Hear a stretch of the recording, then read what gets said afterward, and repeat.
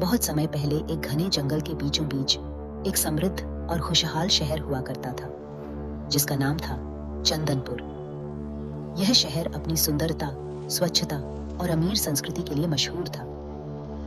लोग यहाँ शांतिपूर्वक रहते थे और किसी चीज की कमी नहीं थी। लेकिन अचानक ऐसा कुछ हुआ जिसने इस शहर को हमेशा के लिए बदल दिया। आज चंदनपुर एक भूतिया शहर के नाम से जाना जाता है। चंदनपुर का अतीत। चंदनपुर में एक प्रसिद्ध राजा का शासन था, जो बहुत ही न्यायप्रिय और दयालु थे। उनके राज्य में हर त्योहार बड़े धूमधाम से मनाया जाता था। लोग खेती, व्यापार और शिल्पकारी से अच्छी आजीविका कमाते थे।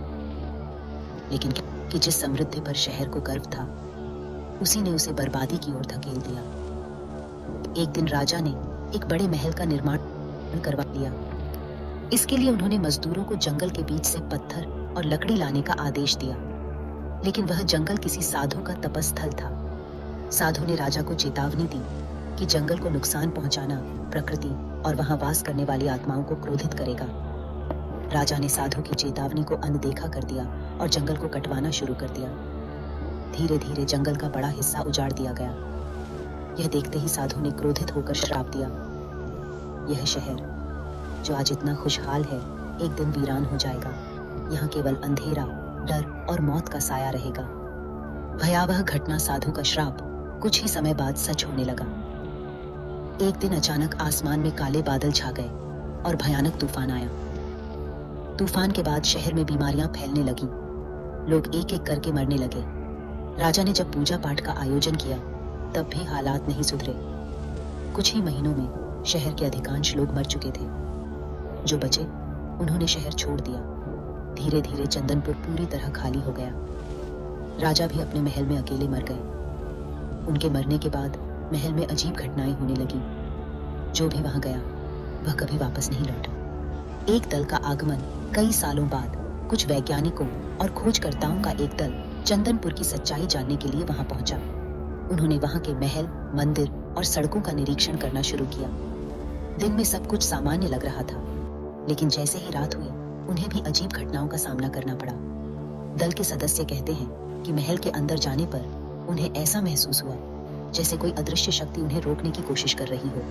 उनकी टॉर्च बार बार बंद हो रही थी। एक सदस्य ने कहा कि उसने महल के दरवाजे के पास एक स्त्री को सफेद साड़ी में देखा, लेकिन जैसे ही उसने उसे बुलाने की कोशिश की, वह गायब हो गई। दल के सभी सदस्य उस रात इतना डर गए कि उन्होंने शहर को तुरंत छोड़ दिया।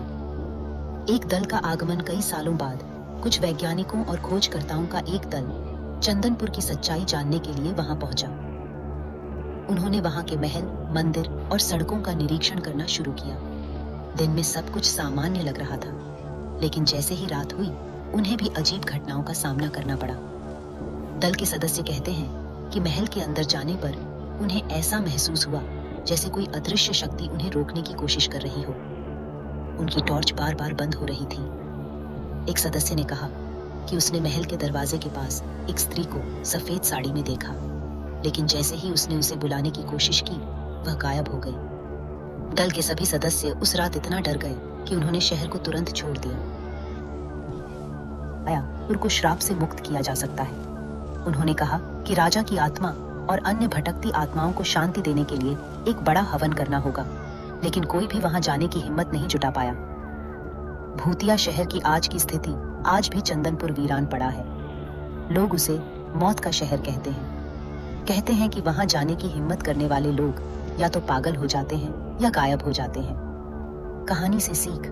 चंदनपुर की कहानी आती है कि प्रकृति के साथ खिलवाड़ और साधुओं की चेतावनी को अनदेखा करना विनाश को आमंत्रित कर सकता है। जो लोग लालच में अंधे होकर प्रकृति और दूसरों को नुकसान पहुंचाते हैं, उन्हें एक दिन इसका खामियाजा भुगतना पड़ता है। भूतिया शहर चंदनपुर अब केवल एक डरावनी कहानी नहीं, बल्कि इंसानों की गलतियों का एक उदाहरण है।